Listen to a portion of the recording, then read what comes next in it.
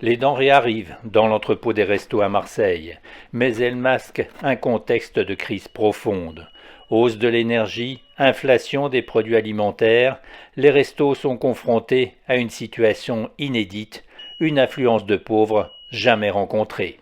Ils ont dû prendre des mesures drastiques. Pour l'instant, on est sur une augmentation de 22% à peu près, sachant qu'on a quand même limité le nombre de personnes, c'est-à-dire que les personnes qui étaient en haut du barème sont passées donc en hors barème.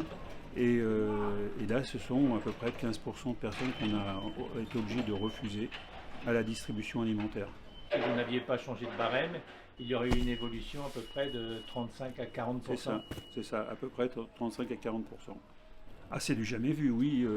Et en fait, en gros, on va dire que depuis la crise du Covid, euh, la précarité a explosé et elle n'a jamais diminué. Mais ces mesures ne suffisent pas. Pour faire face aux données logistiques générées par l'affluence des bénéficiaires, il a fallu, la mort dans l'âme, réduire le nombre de repas par famille.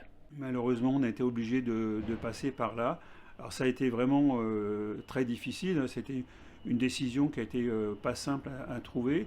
Et en effet, pour une famille, par exemple, alors qu'on distribuait 6 repas jusqu'à présent par personne par semaine, eh bien on est passé à 4 repas par personne et par semaine.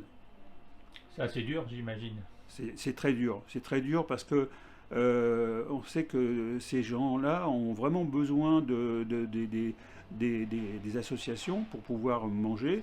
Et nous, malheureusement, on est obligé de leur dire, ben voilà, c'est tout ce qu'on peut vous donner à l'heure actuelle. C'est dur parce qu'on sait que ces personnes-là, eh bien, elles n'auront pas de quoi manger tous les jours. Voilà.